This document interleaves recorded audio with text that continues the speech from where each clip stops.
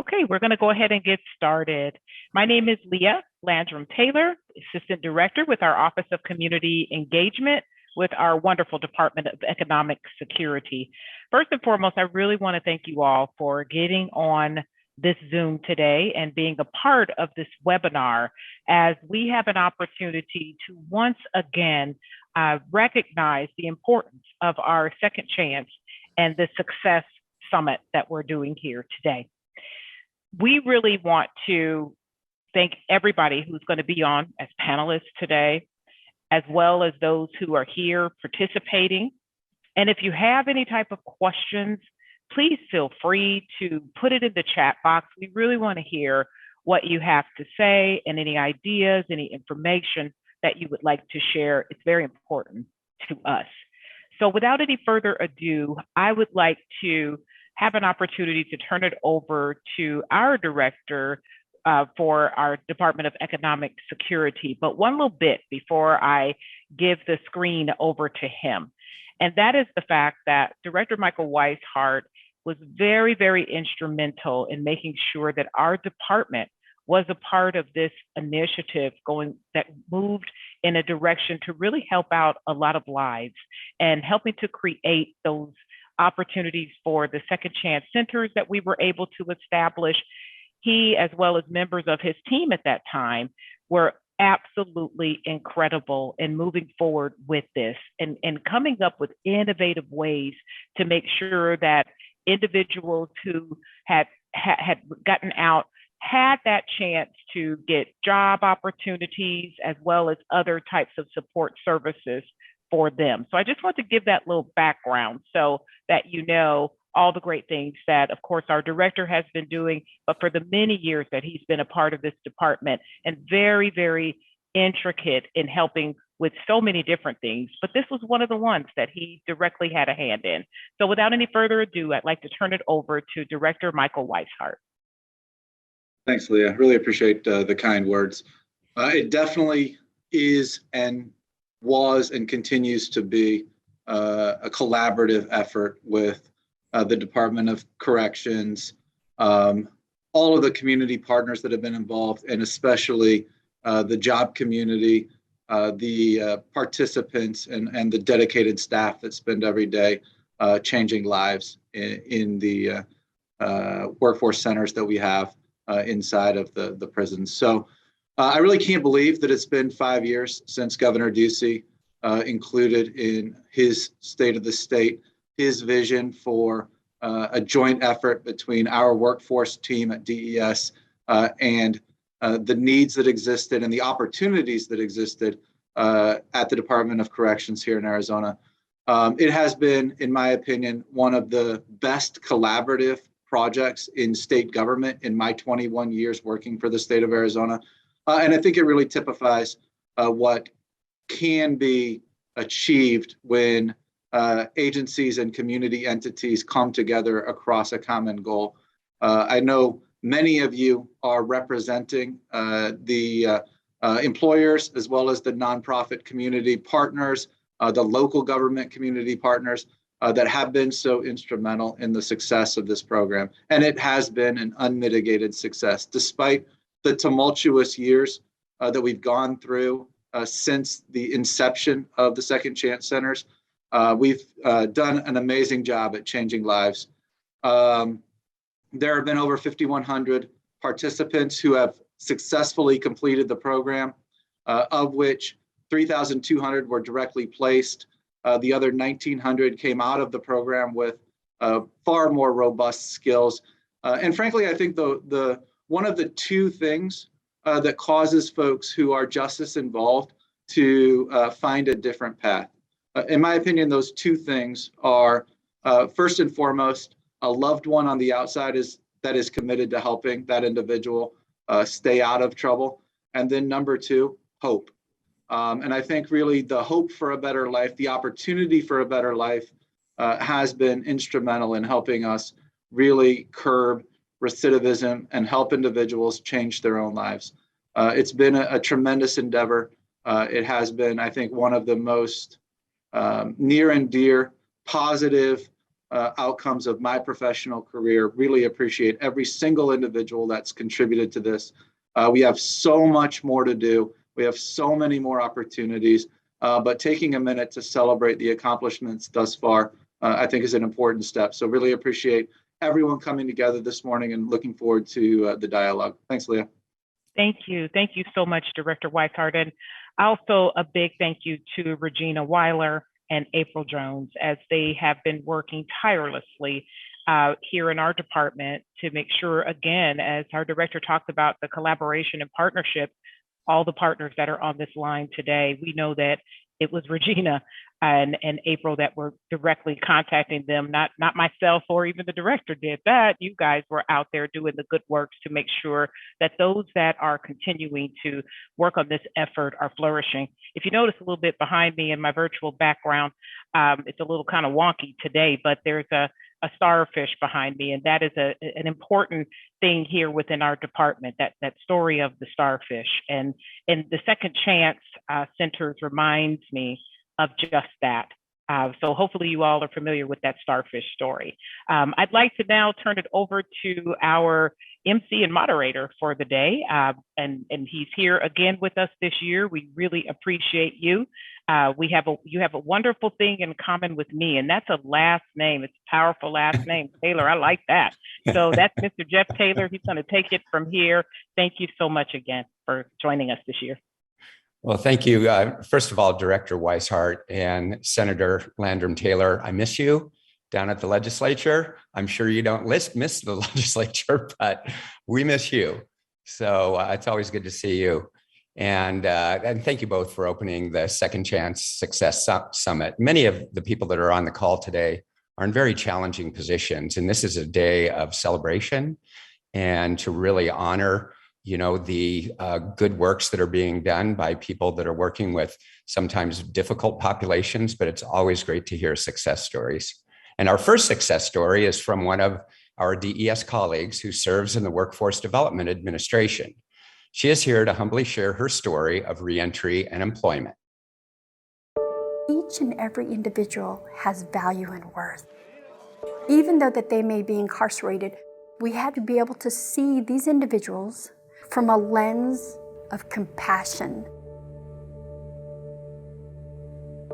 Prior to my incarceration, I had lived a different lifestyle, was exposed to various things that were traumatic at a very young age. Growing up in a foster home and having to make choices that, instead of leading me to a path that would create success, it ultimately led to an addiction. I had experienced depressions, anxiety. I had anger. Most definitely I had anger. And the choices that I made has forever not just altered someone else's life, but mine as well. 18 years ago, it led to my incarceration, and I served 16 years. Just reliving that moment was a challenge. My experience with the Second Chance Center, I can actually say it was shy of a miracle. I was actually selected to be an administrative clerk for the Second Chance program.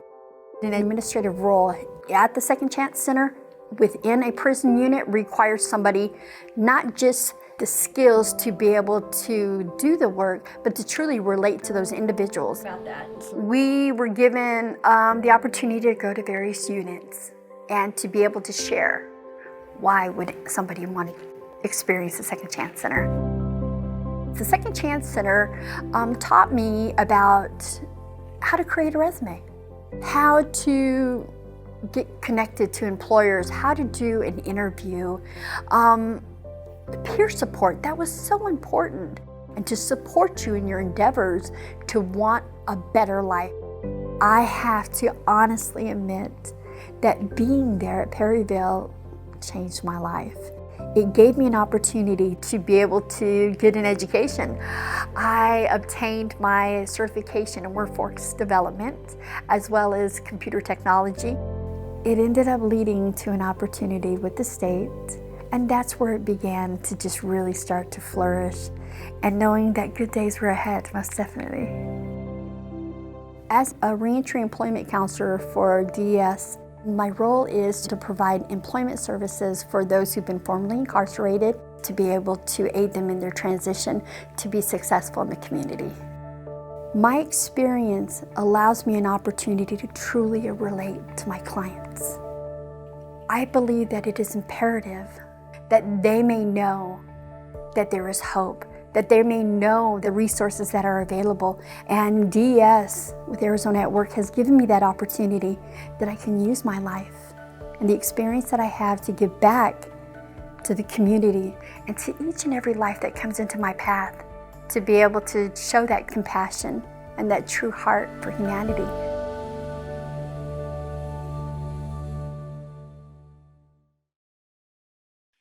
I just can't imagine, 16 years, serving time in Department of Corrections, and, somebody treated her like a human being and she has responded like a human being. And that's truly inspirational. So thank you, Carol, for sharing your story. And thank you to DES for giving her the opportunity of employment and successful reentry.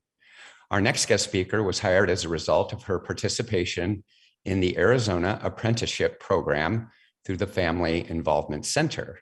In her role, she assists clients who are in similar situations to provide peer support to families. Now we have April Gonzalez. My name is April Gonzalez. From 2010 to 2016, I was incarcerated in Perryville Prison due to addiction and crimes that I committed to support my addiction, and released in 2016. Had a little ups and downs since then, and as of right now, I'm back on track. I'm sober and working for FIC, Family Involvement Center. And what that is we help families who are navigating the child serving systems, such as DCS, juvenile justice, DDD, at schools. So in 2016, I was released, and I did good for about a year, and I relapsed and started an active addiction again. So my reentry really began in 2016. I was released. I was actually enrolled into SAGE counseling, and I did that for 3 months, which actually helped with meeting people and kind of acclimating back into society. Because after being in prison for about 5 years and coming back into society, you kind of have, you're socially awkward.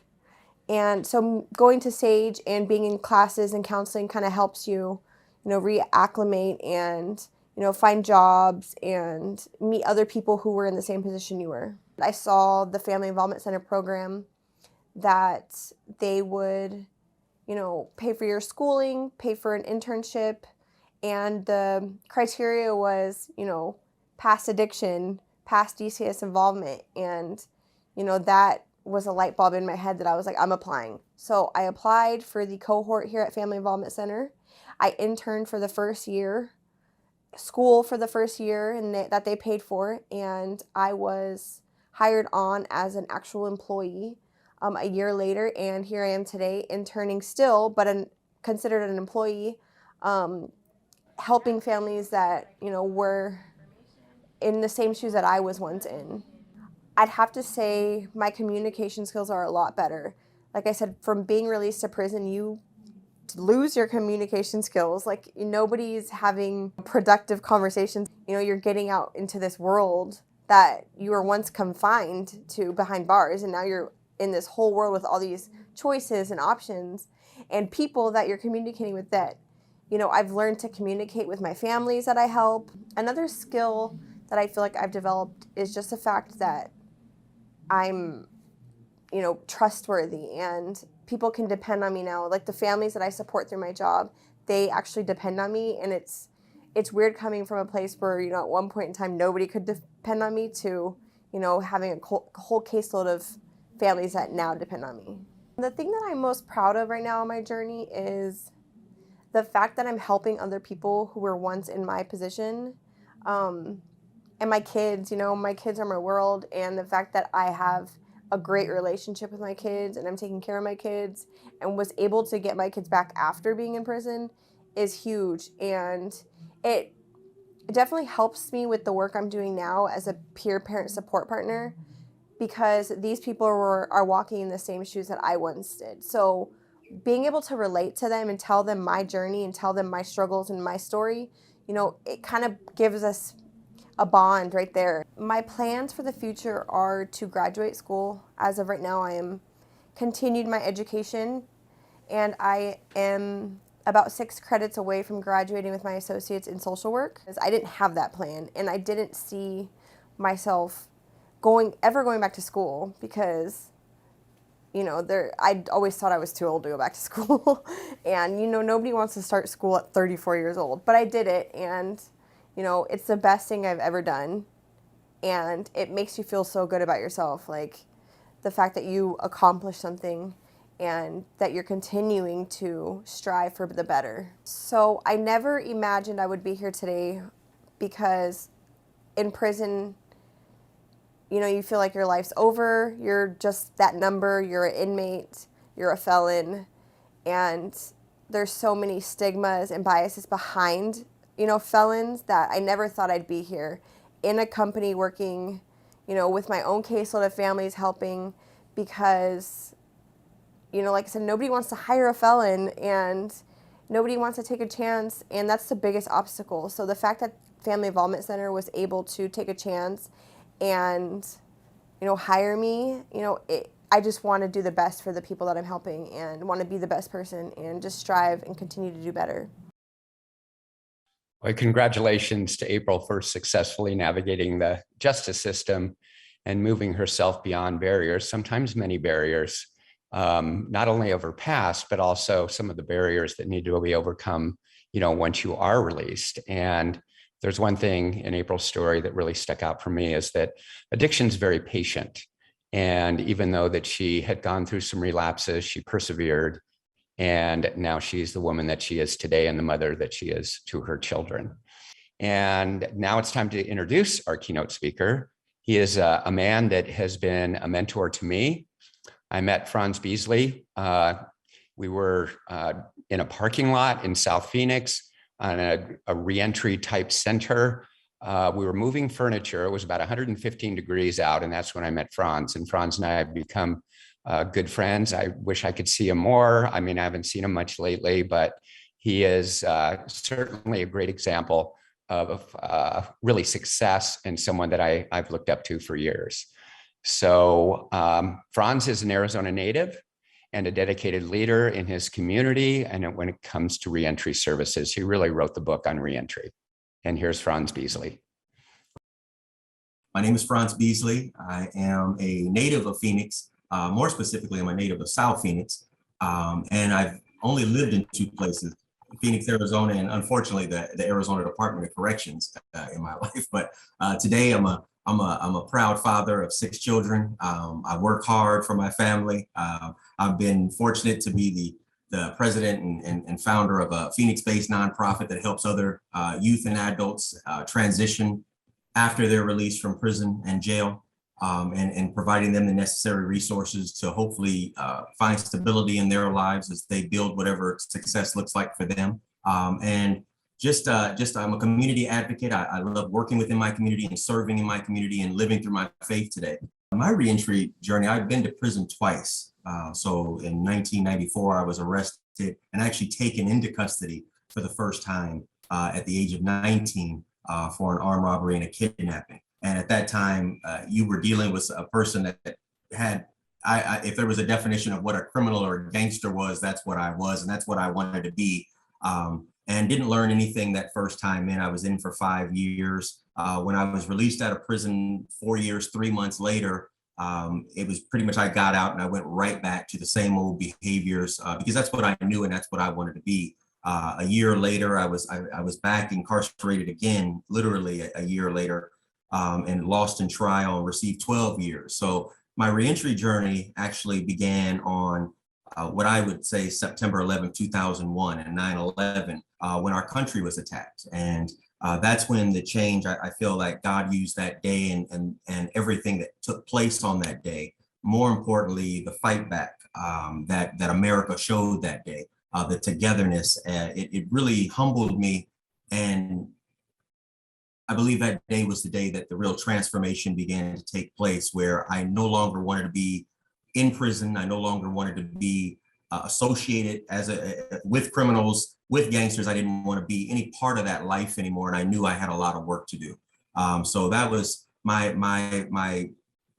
day, I believe, of when my reentry journey began, would be on that day, because the mentality changed at every level, and I began to do the work. And I still had 8 years left until 2009 to work and to research, to study, to figure out who I am and where I'm trying to go in life. And back then, they didn't have DES involved. They didn't have so many of the resources that are there now.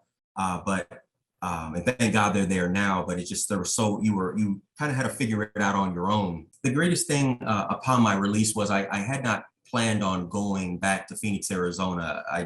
There were so many negative forces still out there within my family, old associates and people that just assumed I would be getting right back into crime again, and like clockwork. And I was going out of state to go and stay with friends, to start over in a place that no one knew me. And then I knew my parents were sick, both of them. My father was unfortunately dying from cancer, and my mother just came through an extremely serious surgery that was impacting her health. So I came home. And that in itself was probably the biggest challenge, was going right back into the snake pit, right back into the same old neighborhood where everyone could find me again. The only difference was that my mentality, I knew that I was changed. I knew that God had done a great work on me while I was inside. So that part didn't worry me about falling back into old behaviors or wanting to hang out with these guys. I didn't even, to be straight up, I didn't even want to know anybody, but I just was trying to stay focused on my parents. But I would say the greatest challenge was just being able to stay focused, even when you have negative forces sometimes coming around you again. That would be my largest challenge, I believe, was just needing to be comfortable saying no to people who had spent so much of my earlier life with me. I have a person or an organization that helped me find resources after my release.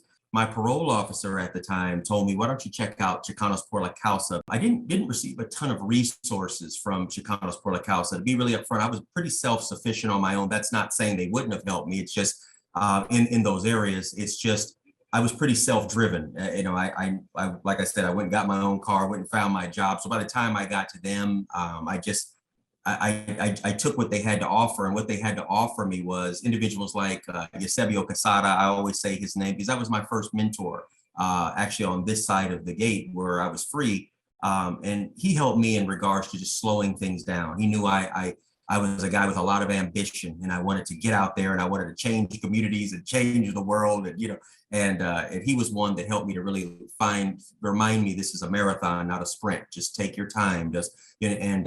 That was probably one of the best services that I probably ever received. Was I built many very solid relationships that I still have with many of those people. I was released in 2009, and Eusebio and I are great friends. He helps me with other projects. He sat on my board of directors for years, and other people within Chicanos por la Causa that came alongside just as friends, as mentors. But yeah, and then I would say also Bill Montgomery, who was county attorney, former county attorney, now he's Justice Montgomery, of course. He became a mentor to me. Actually, I met him through a Chicanos por la Causa graduation, reentry graduation they asked me to speak at.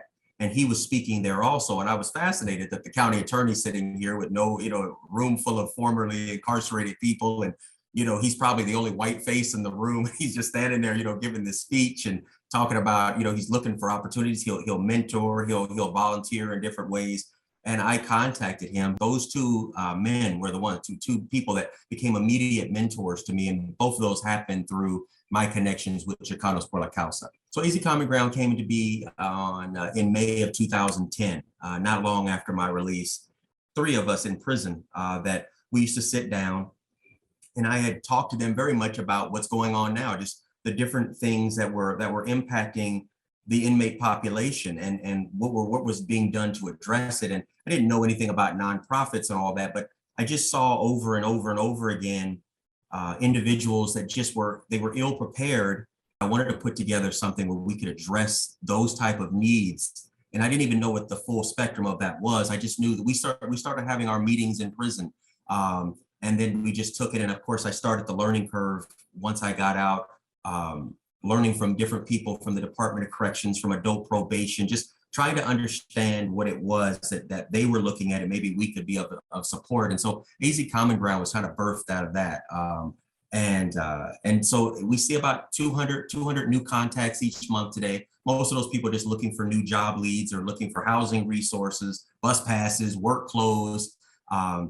And also we provide programming. I mean, all types of programming, from more evidence-based curriculums and so forth, that we can work with, more cognitive behavioral therapy and so forth, on into simpler programs like 7 Habits of Highly Effective People. We try to provide everything, but the real key to what our organization does outside of the resources and trying to meet people's needs, their immediate needs, it's our mentors. I have a strong volunteer army, that's what I call them. I mean, we could not do what we do without those volunteers that give of themselves to meet with my people meet with those that are in our programs week to week, and just showing up when we need them to be there, dropping off supplies at 11 o'clock at night for people who need to go to work tomorrow morning, and they would not be able to keep that job if they didn't have a pair of work boots. And I just have people, they pay out of their own pockets, they buy them boots, they buy them work clothes, they give them bus pass. I mean, I cannot say it enough. Without our volunteers, we couldn't do 10% of what we're currently doing now. But at the end of the day, our focus has always been to try to slow down the process with people that we're working with, help them to understand that we want to build a community of support around them so that they know they're not just going through life by themselves. My focus has always been more medium and high risk individuals. Not that I exclude low risk, but medium and high risk individuals is really who I'm looking for, especially if they have more of a profile like what I used to have and what the type of lifestyle I used to be in, where I feel that individuals are actually being victimized, where someone could actually be harmed. And I feel like the work that we do actually reduces victimization. So, and which is really the key to why I do what we do at AZ Common Grounds.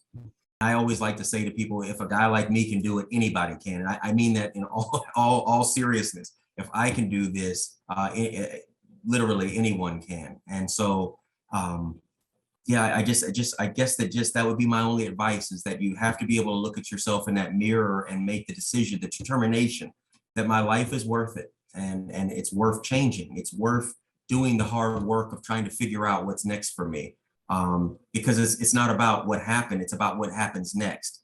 And that's what I live on every single day. I can't pay attention to all the millions of things I did wrong, but I can focus every day on the 1, 2, 3, 4, 5, 6 things I can do right today, and make sure that those are significant moves for someone else. So I hope that helps. As long as there's hope, there's always an opportunity for them to change. You know, that 4-letter word is what changed my life. The idea that I can have hope, that there's a future on the other side of all this, wherever they're at in their process, wherever they're at in their incarceration. The best part about living this life is that I have an opportunity to serve. And sometimes you forget that there are so many no's that are going to happen now that you've been in trouble with the law, and now your social security number is completely scratched up and tainted. There's one thing that no one has ever said no to me on. I can serve. I can serve anytime I want. Nobody has ever stopped me from serving someone. It's an unbelievable message that God gave me one day. You serve. That's what you're here to do. And that's where my life began. I absolutely look for opportunities to serve every day. And my life has never been the same since. Serving my family, serving my community, and absolutely serving my children. So at the end of the day, that would be my message for them. You know, once again, a very inspirational story. And, you know, when Franz talks about, you know, that his life is worth it, if you attend any of the programs that Common Ground has, is that he makes everybody in the room feel like their life is worth it. So he is certainly paying that forward. And as we hear all the stories being shared today, listen for common themes. You know, Franz and Arizona Common Ground are making success possible for those who have been recently released. In South Phoenix, as you heard him say, he deals with medium and high risk individuals. once again, a very tough population. So I just have a short story about Franz and how, he really thinks outside of the box. So back when Sheriff Arpaio was doing immigration sweeps in businesses around town, is that business then was left without a workforce oftentimes. So Franz would see that on the news and he would go to the business immediately and say, hey, I've got people that are willing to work right now. And he was able to get people employed that were, that had challenging pasts and were criminally justice involved. And, is that, that kind of pathway is the way Franz thinks. He thinks outside of the box. So we have some wonderful panelists joining us today. And each of them is so gracious to take time out of their very busy schedules to celebrate and commemorate Second Chance Month. So our first panelist is Paul O'Connell from the Arizona Department of Corrections. And Paul, if you could just take a moment and introduce yourself, and then I've got a question for you. Sure. Good afternoon, everyone. My name is Paul O'Connell. I'm the Assistant Director for Community Corrections for the Arizona Department of Corrections, Rehabilitation and Reentry.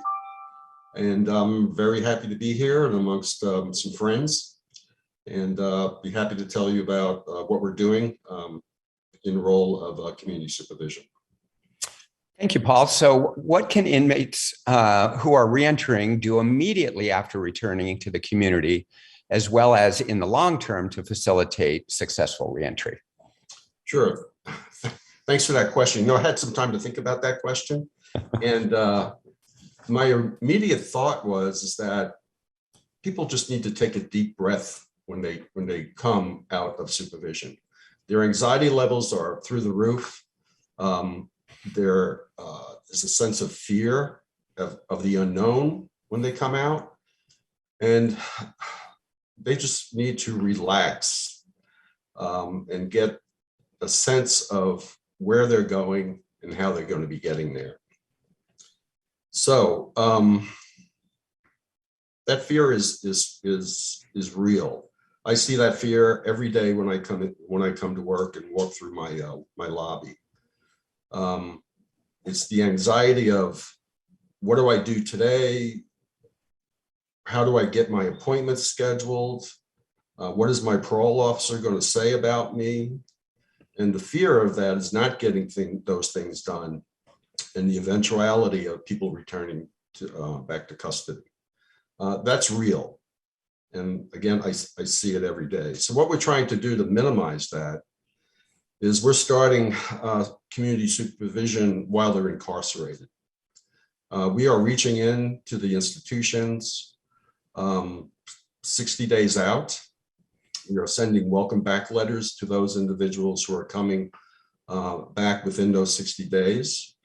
We are having what we call meet and greets with the supervising officer to not dwell on what supervision is, but to talk about some of the expectations that we have, talk about the goals of where people want to be at when they come out of supervision, and just to have that conversation with them to try and reduce those anxieties.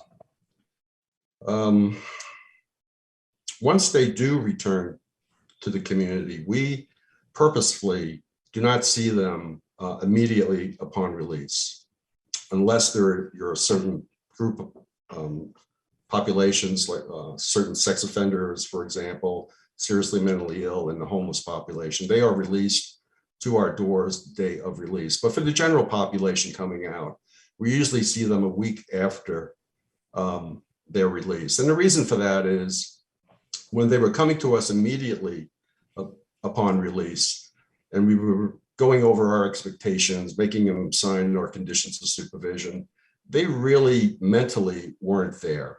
They were thinking about what's my next meal going to be? Which restaurant am I going to go at?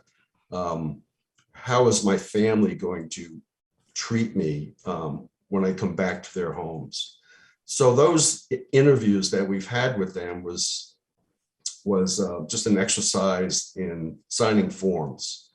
So when they're made the decision to meet with them a week later, it was to give them time to take that breath, to get a lay of the land, to see what they have to do, and giving them kind of a path forward. So when they come to us the week later, the routine is we administer our risk assessment or risk needs assessment. And what that assessment does is to determine a level of risk in the community. And that determines contact standards of how often we would need to be seeing them in the community. And then on the needs side is what areas of help do these individuals need, whether it's continuing on a substance abuse program, whether it's an education program, whether it's going into pro-social activities. And then from that, the supervising officer generates the case plan that will take that individual to the end of their supervision. They also, within that week or two of release, is we send them, and it's mandated, that we send them to a community corrections orientation. And what happens in those orientations is that officers tell them a little bit about what to expect while under supervision. And our message at that time is, we are here to help. We're not here to send you back.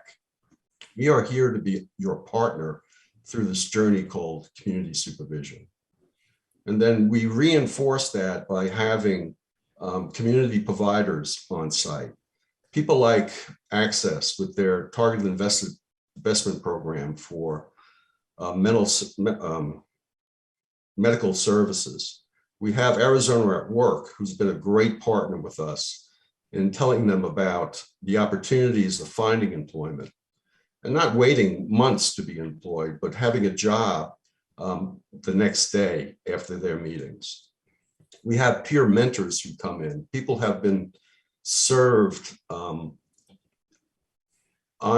supervision and who have made a success of themselves. And what they do is they tell their story. And oftentimes it's motivational. They couch it in such a way that there is hope. There is an opportunity to be successful if you surround yourselves with the right people, the right support groups, and be honest with individuals, that the officers, and asking questions for help. A lot of times people come and are embarrassed to ask for help, but the people that we have in these orientations are there to help. That's the main goal. That's what they want to do. And we hook them up with those individuals. So the orientations are very important. In terms of the partnerships, I mentioned Access, who's been a great help and a great partner, working with our homeless populations, and also on the medical and behavioral services piece of that. Arizona at Work, again, for the employment piece. Our community service partners come in and help them with their placements and other services. Peer mentorship, for example, is relatively new, I think, in the community corrections world. They've been there's an effort now to train people who are once justice involved to support those that are coming out. The Department of Corrections has actually hired some of those individuals, and they are phenomenal support systems for people involved on supervision. So Paul, I want to just interrupt you for a moment. And I wanted to let the people know that are attending today that when Paul came into, really directing reentry, about half of the people that our courts that were sending to Department of Corrections, they had already been there before. And Paul has been able to reduce recidivism by community supervision and the partnerships that he just mentioned. Also the orientation class, which I have attended. And not only do they have people telling their stories there, but they also have many service providers in the room for those people that don't have jobs and that they have good direction and guidance. So Paul, job well done. I'm a big fan, and keep up the good work, my friend. Great. Thanks, Jeff. I appreciate that. So in terms of long-term ideas to help them facilitate to be more successful, people need to surround themselves with support groups, people who are positive. You know, if you hang out with an old friend who you get high with, that person is not your friend. So find some positivity in your life. Be honest with your supervising officer, because there's a trust there. And then finally, don't run. It's hard to help individuals if they're avoiding supervision, and because once they're brought back into custody, there's nothing we can do for them at that time. And by following these rules, what we've seen is a higher percentage of success rates on community supervision. We're up to 75% on any given month. And that is a large increase from when I first came to the department about 10 years ago. So if people follow those things, taking a deep breath, trusting your officer, follow the plan, you can be on a positive trajectory for success and a hopeful future. So thank you, Paul, very much. And just to remind everybody that since recidivism equals victimization and further crime, through the efforts at Department of Corrections and Paul, we have a safer community. So thank you again. So now we'll move on to Shonda Breed from Arizona Supreme Court. If you could introduce yourself, Shonda, and then I have a question for you also. Sure. Thanks, Jeff. Thanks for having me.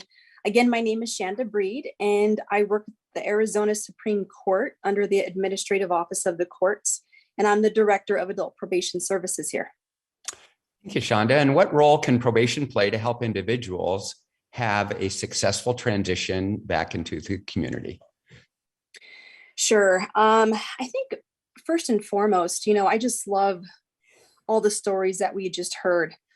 I would say, the most important role that we have in this juncture is to listen to those folks who have been involved in the justice system, to listen to those folks in the community, those working with these folks, and to really use this time to reform, to assess, to review our internal policies and our organizational system.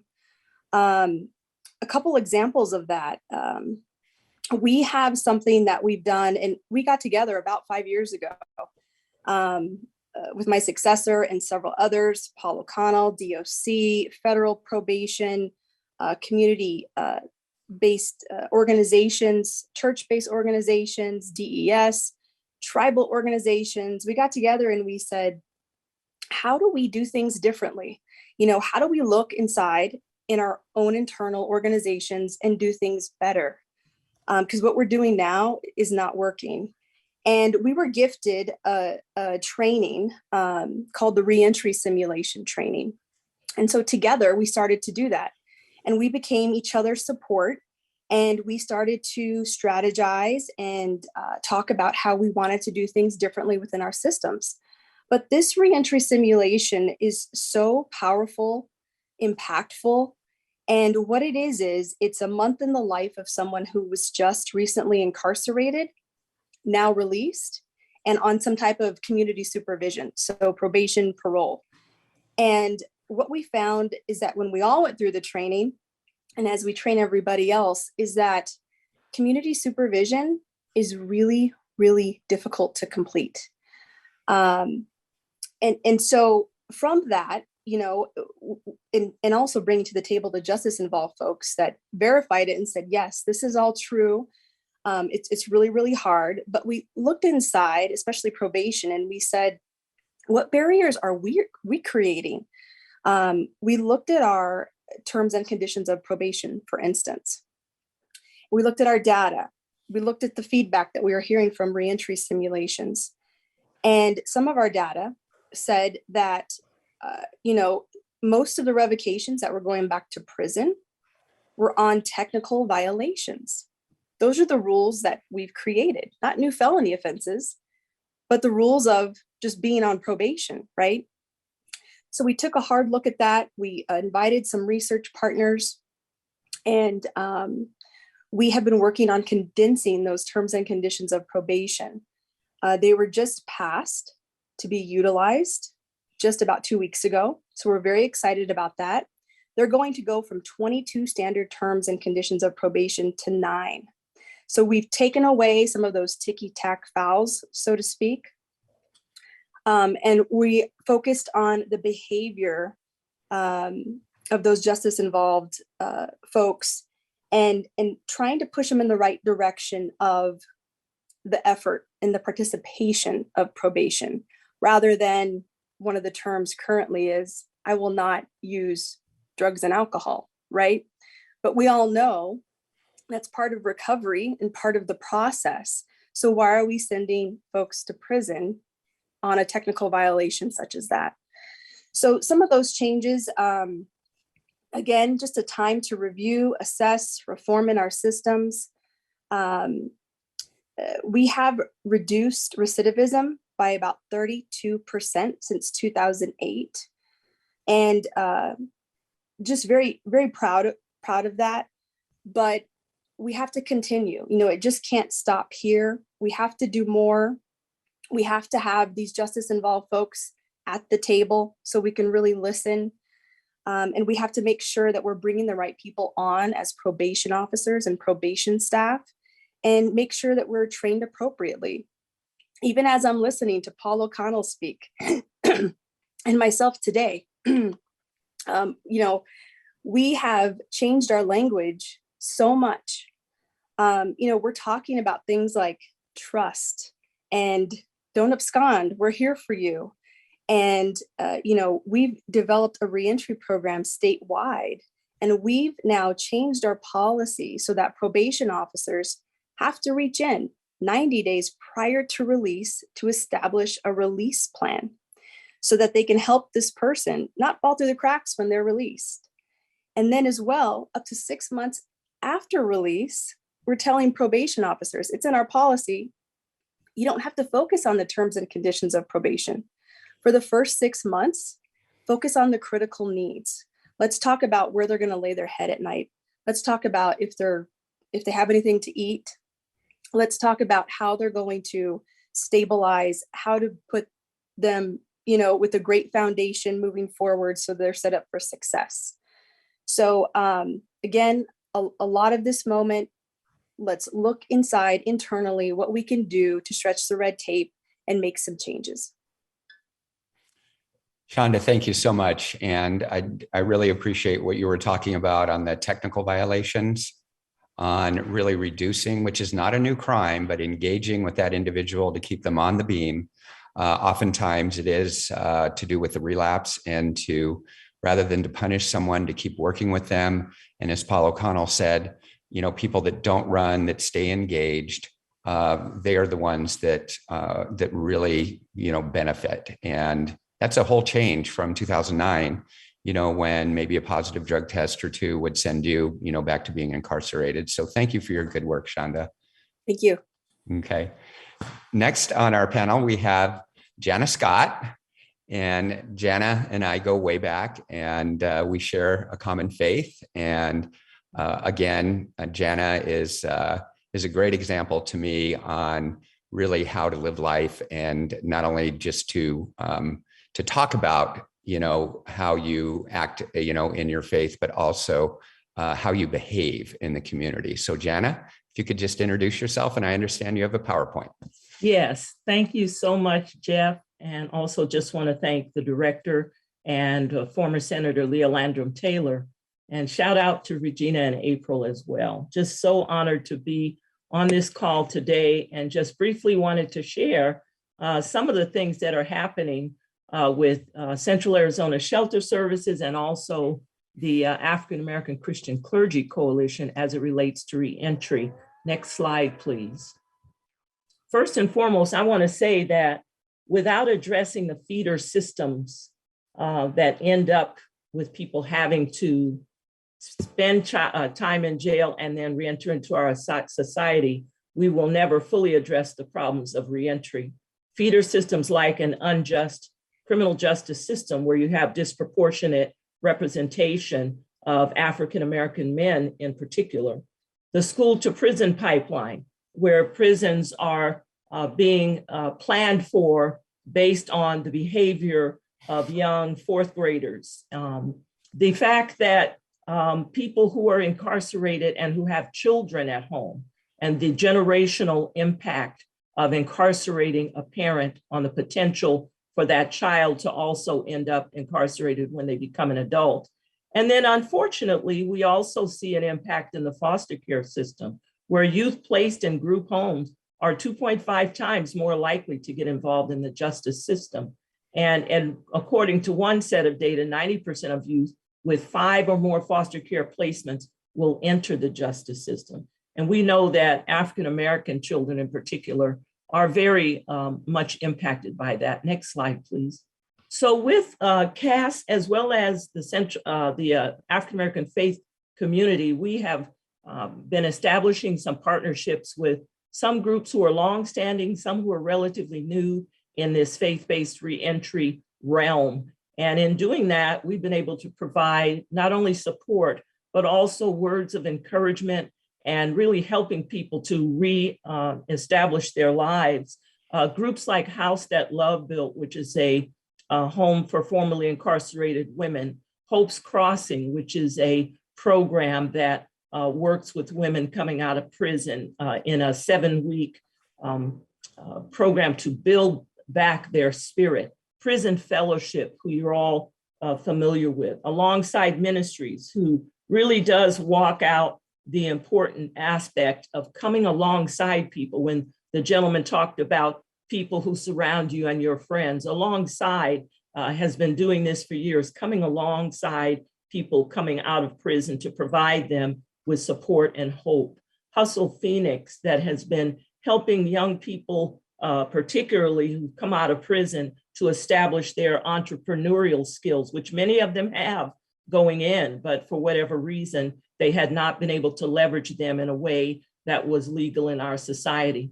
Teen Challenge, who of course, everybody knows about the 50+ years of Teen Challenge's experience, with about a 90% success rate in helping young men and women turn their lives around. And then of course, working with many of our local churches.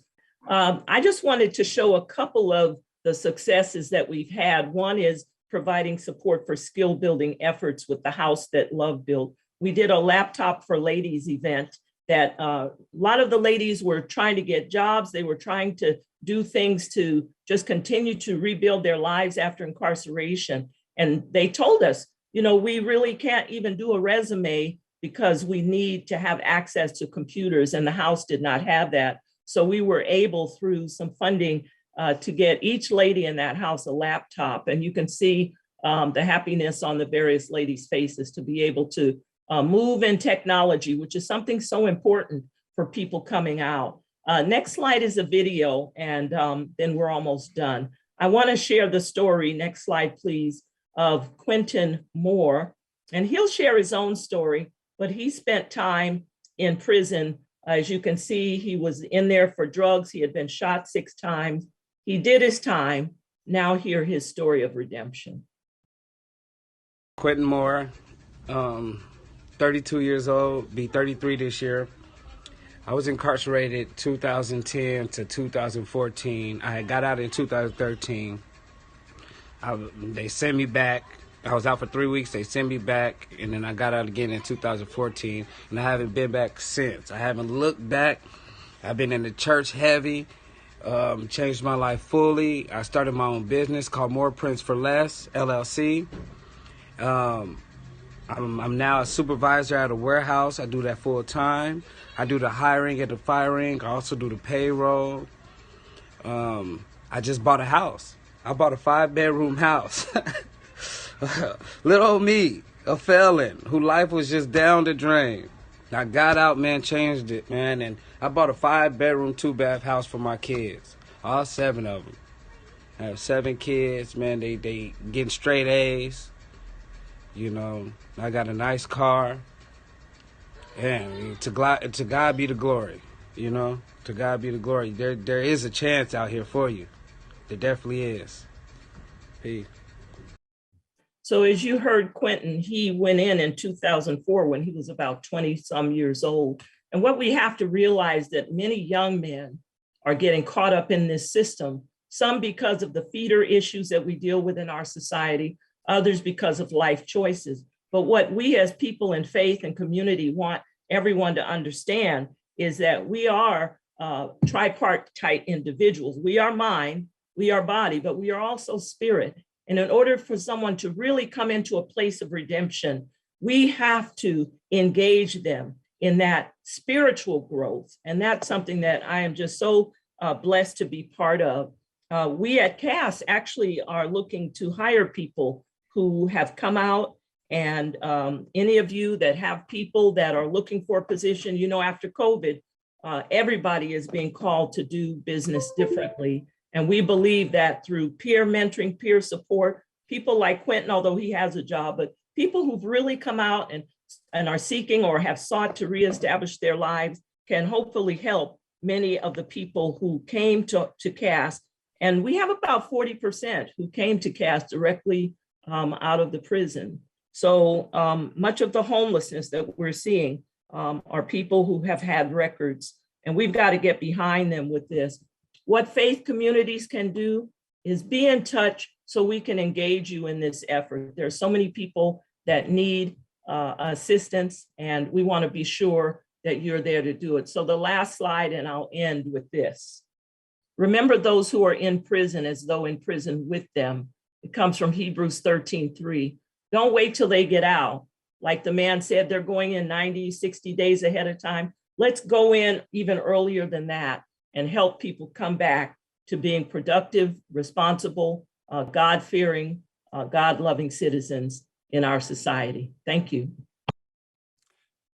Jana, thank you so much for your presentation, and also for Quentin. What a, I mean, that's like, if you're in this business, that's like getting a paycheck listening to Quentin. So thank you for your good works. Also in the chat, Stephanie Golden from Pinal County, the Pinal County Reentry Project, went through the reentry simulation and highly recommends it. I recommend it to anybody on this webinar today. It's really eye-opening. And with that, we're going to move on to our final panelist. And today we have Tim Tucker, DES Reentry. Tim, if you could introduce yourself, and then I've got a question for you. Great, thank you, Jeff. Tim Tucker, Deputy Administrator with Workforce Development Administration within DES. And reentry is one of our programs that we oversee. Okay, Tim, so what kinds of supports and services do individuals reentering the community need to sustain workforce participation and avoid recidivism? Great question, Jeff. There are many types of supports that contribute to success of an individual releasing or recently released from prison. Gainful employment has proven to be instrumental in reducing recidivism after incarceration. It's certainly not the end-all be-all, but it's very important. So we, to provide employment support, we provide under the Arizona Work Identifier. We have broken our reentry program into two different areas. One, prison-based reentry services. That's we provide services to those individuals inside prison. The second part is community-based reentry services, where we provide services to those individuals outside. We definitely feel there's a need for all the areas. That's why we kind of revamped our program to make sure that we're touching on all those areas. Our first prison-based reentry services, Director Weishart, to start off, talked about the Second Chance Centers. We're in 3 different locations within Department of Correction, Rehabilitation, and Reentry. And he highlighted the great partnership that we have with Department of Corrections and Rehabilitation and Reentry. And the success of that program really is the partnership between both entities. The Second Chance Centers provide 8 weeks of workforce and educational program tailored to equip Arizonans' reentry population for success after incarceration. The programming is effective in reducing recidivism and improving job readiness by matching former inmates to sustainable employment and community resources and support to help them secure tools that need to achieve self-sufficiency. The program participants develop both soft and hard skills to boost their employability. We find that their confidence often improves, giving them the determination they need to be successful in their community. Part of with COVID, our second chance centers were put on pause. With that, the teams collectively had to really think outside the box. How can we provide services to these individuals who need it? That's where the teams came together and built a new program called Resource, Employment, and Development, the RED program. The RED program was developed to continue to assist incarcerated individuals. This has expanded our reach as an agency in collaboration with ADC R&R to provide employment services to our incarcerated clients in a virtual manner. In addition, it allows community stakeholders who are unable to enter our state institutions additional option for them to provide services to our clients. We work with those clients 30 to 45 days from the gate and provide them the resources for them to be successful. I'll touch on the community-based reentry services as well. Mr. O'Connell had mentioned about Arizona at Work being at his location, and that has also been a strong partnership. We are located physically in Phoenix, Mesa, and Tucson parole offices, Pima Reentry Center, and Maricopa Reentry Center. And we also have a connectivity to the 8 additional remote parole offices across the state. That way we can provide service to all those individuals who are on parole. We also have, out in our community-based reentry service, we have a location at Native Health in Phoenix. That office allows those individuals who are not on parole to be able to go to a place to serve our clients. As our prison-based reentry services, our community-based reentry services also focus on improving job readiness by matching former inmates to sustainable employment and community resources. Our goal is to serve 50% of those individuals getting released from Department of Corrections facilities, with anticipation of being able to serve more as we move forward into next fiscal year. And we will do that by expanding our services within Department of Corrections, and also we'll be identifying other opportunities in the community where we can partner with other entities to serve those recently released. As Shanda, from the Arizona Supreme Court, we had a brief discussion around probation. Maybe there's an option for us to provide services to those individuals on probation. So we definitely want to make sure that we're touching these individuals in all aspects, and nobody gets missed because we're not able to provide the services, or at least steer them in the right direction to provide services. And I'll end with a couple little data points. Director Weishart had mentioned the Second Chance Centers. We had 5,100 participants, 3,279 obtained employments. But I'll touch on a few other data points that I think are really important, just to touch on how we're providing services to those individuals. With that RED program, which started in July 2020, we've served 1,152 clients. In our community-based reentry centers, which is the parole offices, since we started providing services there, which was around 5 years as well, we have served 10,445 parolees, with 54% of them having employment.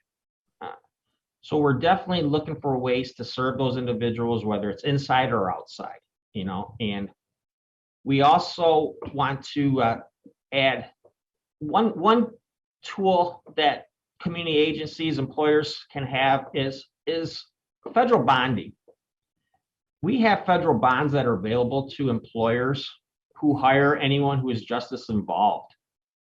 We actually have probably 800 federal bonds that are available to employers, that if an employer is on the fence whether to hire this individual or not, this bond could provide $5,000 to $25,000 of coverage up to 6 months to ensure if something may happen. Thank you so much, Tim. And just one thing that really kind of stood out in your presentation is the work that you do inside the prison and getting people prepared. People, once again, with addictions, that clock kind of starts ticking in their minds on that release date. And what you're able to do is kind of reconfigure that thought process towards positive pathways once they are released on that day that they're released. So thank you for your good work, Tim. And really great panel discussion from all of our panel members. Now, moving on, an arrest or conviction record can significantly impact the ability to get a job. Second chance employers assist in reentry by providing opportunities to those who are ready to engage in the workforce and contribute back to their communities.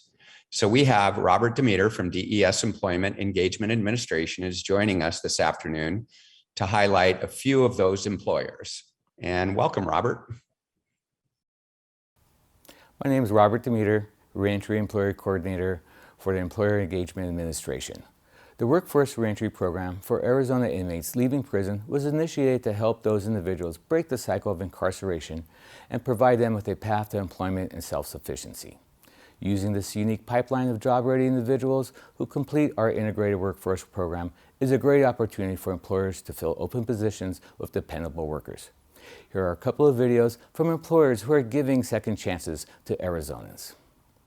I want to talk a little bit about the opportunities we provide for second chance employees here. We have several people in our upper management positions out in the field who came to us fresh out of prison or fresh out of a halfway house. And the thing that we gave them was an opportunity to grow and earn and get trained. I mean, some of the best people we currently have in the organization came out of the Second Chance program, and when they came to us, they were in a place where they were really ready to make a significant shift in their lives, in their behavior, and in the trajectory of their future. I would love to thank DES and Second Chance for providing this opportunity for us, because as an employer, like I said, we have found some of our best employees who have been with us for 10, 15 years from that program. It's a remarkable opportunity, and we're fortunate to be partnered with DES and Second Chance. Hi, my name is Joe Urbank. I'm the General Sales Manager at Specialty Graphics Incorporated. We've been in business for 31 years, and we've worked with the Maricopa County Adult Probation Department along with the prison system in Arizona for that length of time. And we've been very grateful to have the opportunities and the employees that we've had come through our doors. We're also very grateful for the Second Chance program that started 5 years ago and all the opportunities that has brought us as well. We'd like to thank everyone in the Second Chance program and everyone who has been involved in it. Okay, I'd like to thank Robert for those highlights and also for arranging, the different employers that are on there, one of many that are available in the community, and it's a list that is growing. Turning our discussion to adult probation, I would like to introduce Sarah Douthit. Welcome, Sarah. Please introduce yourself and share with us the transformation of Coconino County probation and the way it has changed outcomes for those seeking a second chance. I would be glad to, Jeff. Thank you so much. And thanks to all of the wonderful stories. You talked about it being like a paycheck. It sure is. Listening to Carol and Franz and Quentin and April is just heartwarming and really highlights, I think, the successes of our shift. And so I'll tell you, when I started in this business 20 years ago, it was very much a rule-driven type of process. We were very cookie cutter in our approach to the supervision of clients. But I'll tell you what, the officers that we're hiring these days are viewed as agents of change. We know that things like social determinants of health, mental health conditions, addictions, lots of folks talked about employment and addiction and criminal mindset and friends. Those are all the things that our officers look at now to provide support systems in our case plans and supervision. And so we've moved away, and we're moving away from a more sort of reactionary criminal justice system to one that I believe inspires more hope, is more optimistic. And I believe that our probation officers are critical in those changes. I can tell you that since our baseline year of 2008 that we started measuring these results, we have seen in any given year anywhere between 30% and 70% reduction in those that are under our supervision going to prison from revocation. Those are real families with, with children, and they're contributing now as tax-paying citizens, working and helping to create a safer community. And I am just so proud of our staff for helping to contribute to those successes. Thank you, Jeff. Sarah, thank you so much, and all the good work that you do up there in Coconino County. We have, exciting information and have presented some updates from all over Arizona. So next on our agenda, we have education. Actually, we have Ms. Karen Lorson from Adobe Mountain School joining us to talk about the Career Readiness Program and the Department of Juvenile Corrections facility in North Phoenix. And your class, which really makes a difference with our youth. And can you explain a little bit about your program, Karen? Yes, it's a pleasure to speak with all of you today about our transition program and the resources that are provided to Adobe Mountain. Regina, we can't thank you enough for all you do for our program and our school. Thank you to ASU as well. The ASU team, which consists of James Short, Heather Griller Clark, and Annie Grayson, provide us with a digital curriculum on tablets, which emulates our transition class and all the lessons that we teach to our youth. Arizona at Work, Regina Weiler, and DES provide us access to the community resources, job readiness skills, and access to all local employers. Arizona at Work has provided the community partners who come in and speak to our class regularly. The apprenticeship program is a big part of our program as well. They help the youth understand the industry and the opportunities that they're able to get when they leave Adobe. Chicanos por La Casa helps our youth with resources and getting jobs. Native Health, thank you, with all the provided resources of getting jobs and access to mental and behavioral services upon release. That is amazing for every single one of our youth that leave Adobe here. DS, we all know what you do and the outstanding services that you provide for our youth here too. We can't thank you enough. We're also lucky to have AAA Landscaping, Ben Casaneda, who is one of our employers, who provide the kids with immediate job opportunities in landscaping when they leave. We've had great success with them as well. Our youth at Adobe also have the opportunity to leave with many certifications. A couple of them are done through our class, also through culinary and other programs. Ours are a career readiness credential and retail works, which automatically gets them in the door when upon release of a date. The youth at Adobe exit with a transition portfolio, including contact information, as well as resources to help them in any area. They're given plenty of information, plenty of phone numbers. So if they get stuck out there, they just can pick up the phone or even reach back to Adobe. Thank you to all of you that have helped our youth at Adobe. It makes the success rate that much better. Thank you. Thank you so much. And again, that is a difficult job, working with our youth. And I have toured that facility at Adobe Mountain and was very impressed, especially in the educational opportunities that exist there. So thank you for joining us today. Recovery and reentry go hand in hand. Peer support for those with substance use disorder improves the provision of services as individuals leave incarceration to reenter the community, which in turn, as we have said many times in this webinar, reduces recidivism, promotes public safety, and recovery. These next few success stories outline successful reentry from the use of peer support and recovery specialists. First up, meet KD with the Arizona Women's Recovery Center. My name is Kathleen Davis. I'm a peer recovery support specialist. I work for Arizona Women's Recovery Center, and I have a 21-year-old son. His name is JB, and he is in the Navy. So I was actually released from Perryville Women's Prison October 11th, 2019. However, my reentry journey started about 60 days before that, when I was asked if I wanted to join the Second Chance program, which was part of the Paestoa yard in 2019. I, of course, said yes, wanting to open up any door I could and keep any option open. And I actually found a lot of success through that program, and it did open many doors for me that actually led me to where I am right now. First, I had to overcome myself. I had to surrender to something bigger than myself and a why bigger than myself, something to drive me into change. I was able to do that actually while I was incarcerated. And I actually did an inside work. I utilized things that were available in the prison, like NA and AA meetings. Different ministries would come in. I absorbed everything I possibly could. For me, I also journaled and read daily, just wanting to work on changing my thinking. I knew I had to change everything. And actually, the Second Chance program really helped me to move past that defeated mindset.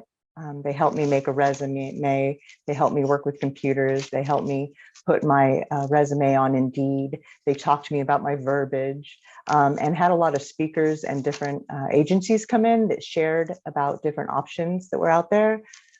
For me, it was the peer support option that spoke to me, because I then found out that everything that I had been doing for the past 15 years that I thought was going to destroy me, that lived experience could be used to elevate and help others, and to model what it looks like to walk out of addiction and walk out of the incarcerated mindset, and to actually re-enter society in a new and fresh way, and to actually be handed a life.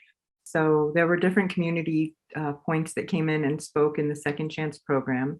In particular, I remember a man named Roy Monroe, who came in with the TIPS program and was sharing about the option for peer support.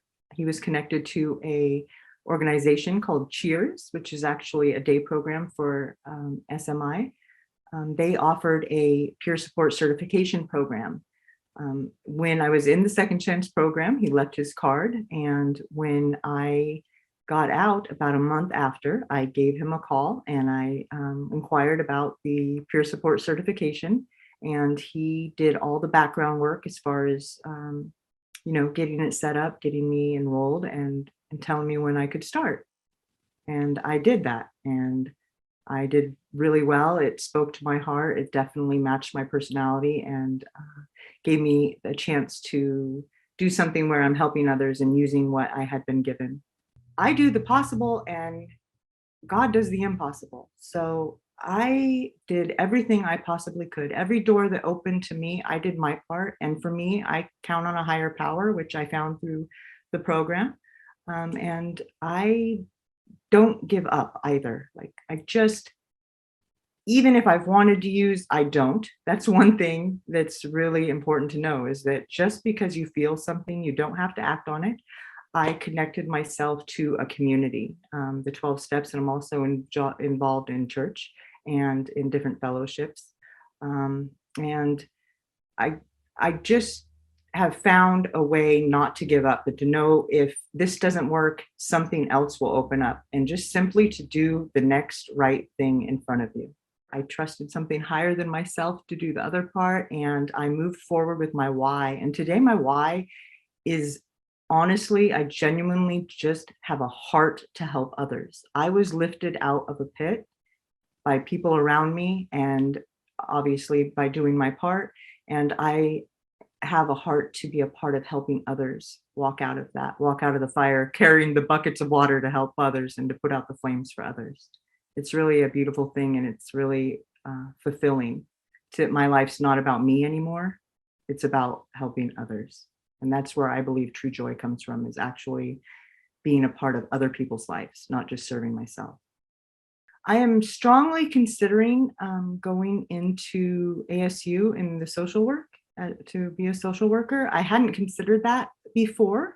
However, I have been put on a community advisory board with Southwest Interdisciplinary Research. It's an advisory board through ASU where I've been around people that are in the social work community and in the social work education community. And it seems to really just fit my heart. And I just really have that heart to to, like I said, to just help others. That's what makes my life worthy today, is that I'm able to actually be something to somebody else. And I believe that moving forward in that mindset and also in that career field will give me a chance to continue doing that.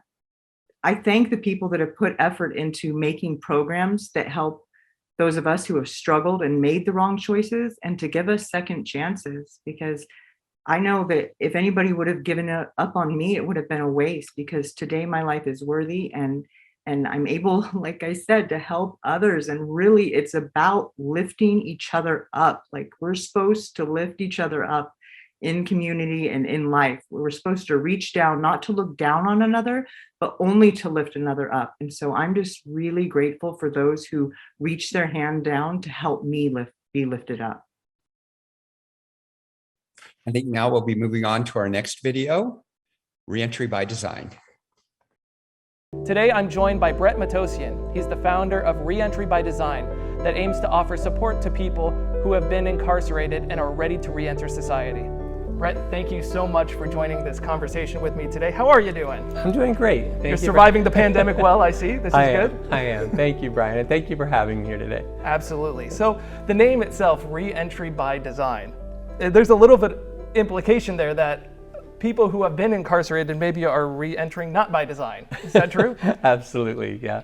So that's one of the reasons we started the organization in the first place, was we recognized the need to better prepare people when they were getting ready to re-enter society. Many people weren't being given, a good plan for re-entry. And if they were, it was a plan that started late in the game, maybe 30 to 60 days prior to release. So we saw the need to get inside far before their release date and begin working with them to design a reentry plan that was tailored for the individual, not a boilerplate type of solution. What are some of those needs that you see in the people that you work with? What are they dealing with, or what are some of the, maybe this is a better way to ask the question, is that I've never been put in that position, in that situation. It's hard for me to imagine what's needed for a person to make that reentry process successful. So what's the hidden world, and what are some of the obstacles that people face? Well, it's actually pretty challenging, Brian. There's two real components to it. And the first is working with the individual's mindset, because many of them have gotten into the habit of believing that they've had this learned helplessness, that this is their life, that there's nothing better for them. And so one of the first things that we need to do is kind of help them understand that there is hope, that there is a brighter tomorrow, and that we can move them in that direction with the appropriate plan. So one is getting their headspace right. And then on the other side of that is dealing with all the uncertainties, the mechanics of re-entering society after a period of incarceration. Things like, where are you going to live? Where are you going to work? How are you going to get around? Do you have clothes? Do you have shoes? Do you have food? Do you have family that you want to try to get reunified with, but you aren't really sure how to go about doing that? Do you need help with your credit? Do you need so many aspects that are, surround reentry, and all of these represent areas of uncertainty for those that are getting ready to release. And it creates a sense of fear and anxiety, and they don't know what they're going to do when they get out. And so without a proper and crafted plan, then they really do, in some cases, panic when it comes to the actual act of reentering society. So for most people, we don't roll out of bed and be like, oh, I think I want to help people coming out of prison. This is a vocation, yeah. Right? And the definition of vocation is where our deep happiness and the world's deep hunger meet. So how did you get passionate about this particular issue? It's a great question. So I should probably start by saying that I once was incarcerated myself. So after making some terrible choices back in 2006 and 2007, I ended up being sentenced to a 5-year Arizona Department of Corrections sentence. I released out in September of 2013. And it was then that I really learned that I wasn't prepared to re-enter society. There were a lot of things that I didn't know how to do. It's not like I had been incarcerated before, or I had been through it before, so I had no idea what to expect. And it really didn't adequately prepare me, in my mind, for re-entry. And so it was at that point that the seed got planted, that I started to realize we need to do something different. We need to start working with people at an earlier stage, much earlier than they were at the time. And in a perfect world, as much as 12 months prior to release, to begin helping design a reentry plan that's tailored to the individual and addresses all of that individual's needs. I kind of liken it to this. I kind of liken it to if you have a car and you're driving down the road and you have 3 perfectly good tires, but 1 really bad tire, that 1 really bad tire is going to cause you to probably have a blowout and you might get into an accident. Yeah, you're still not going anywhere with 3 good tires. With 3 perfectly good tires. So my thoughts are that if you address someone's employment issues, their housing issues, and their family reunification issues, but you ignore their substance abuse challenges, then you're probably going to have a blowout. You're probably going to end off in a ditch somewhere down the road, which for these guys or for us is being reincarcerated. We were chatting before we started filming, and this was kind of mind-blowing to me, is that you said that you were having a lot of fun with this. It's like, I'm not sure where the fun aspect comes in, but then you were talking about new beginnings. Yeah. So I love people. I really do. And this is really all about people. Granted, we're dealing with individuals who have made some really bad choices like I did, but they're still people and they all have dreams and they all have hope. So the fun part for me is when I get the opportunity to talk with individuals one-on-one and begin to talk about how they got to where they're at, what caused them to go down the path that they went down, and then help them to self-reflect on why that happened, help them to think about where they're at, and help them think about where they want to go. And so the fun part of it is really when you get to that realization that there's a better life ahead for them and that it's attainable and that they can do it, is fun because it's like a light switch going on. That light switch goes on and they become a different transformed person. It's amazing and it's fun. There's a lot in there for all of us, because there's an awful lot of people in this world that do feel trapped. Yeah. And you don't have to be incarcerated to feel that way. So to try to apply some of these lessons to our own lives, for those of us who have never had this experience, that it's never too late to start over. Well, my name is Tanya Alegria, and I am originally from Los Angeles. I came out to Arizona in 2005 to make changes to my life and to the lives of my children. I struggled with addiction in Los Angeles. Grew up in a household with a single mom and who also struggled with addiction, and experienced a lot of trauma growing up in her house, and left my house when I was 13 years old. And I joined a gang. I had 2 options, and some young people were prostituting and some were joining gangs. And I decided for protection that would be my decision. I also met domestic violence and street violence while I was out there on the streets. I was a homeless teen. By 15, I was a full-fledged addict and just running around the streets of Los Angeles, sleeping under the bridge right there in the LA River. 18 years old, I entered into the county jail system and spent several months at a time throughout my adult life because of the activities that I was engaged with out on the streets. When I was 18, I gave birth to my first son, whose dad was shot and killed, and I was 5.5 months pregnant. At that time, my homelessness still continued, and I had no place to take my son home to. I was in the hospital, and my sister came to see me, and I was crying. And I said, I don't want to take him to my neighborhood because of all the violence that we were experiencing there. I asked my sister for us to go, and she said, I bought you a ticket so that you can come out here. And so with my 4 kids at 1 o'clock in the morning, I jumped on a Greyhound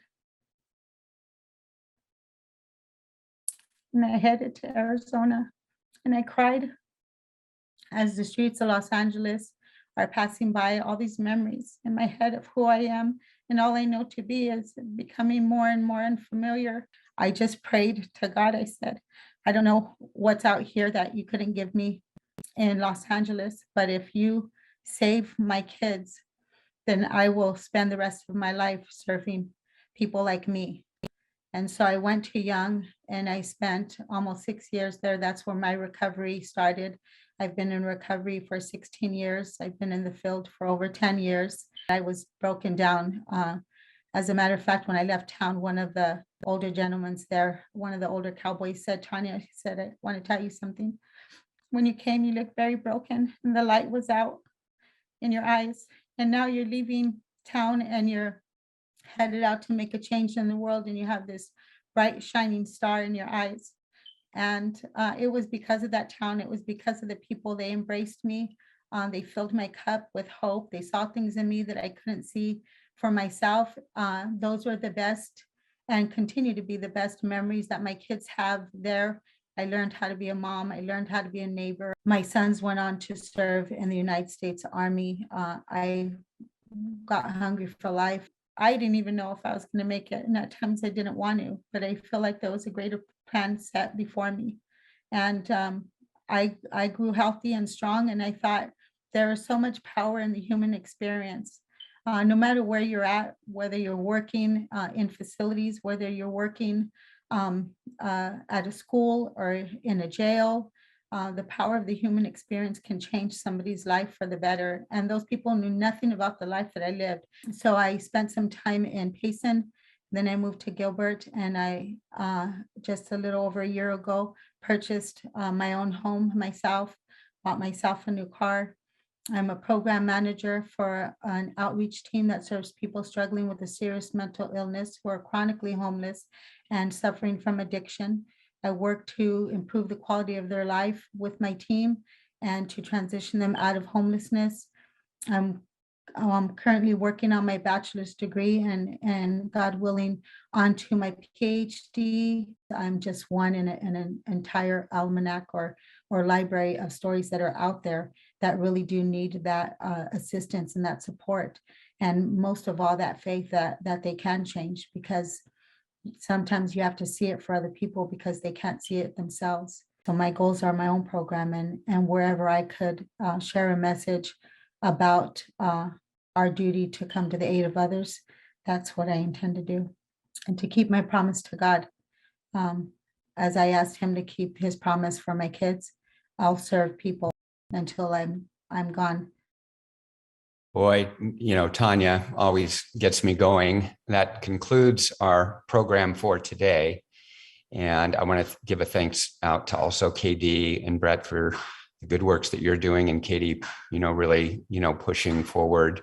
You know, somebody who has been through it is most effective in helping those people that are going through it. So those of you that work with these populations, I'm just going to go off script here just for a moment, but I want to show a picture to everyone.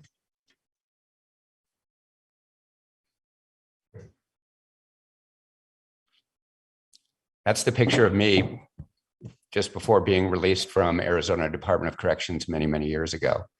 And because of your good work, I am a contributing member of society.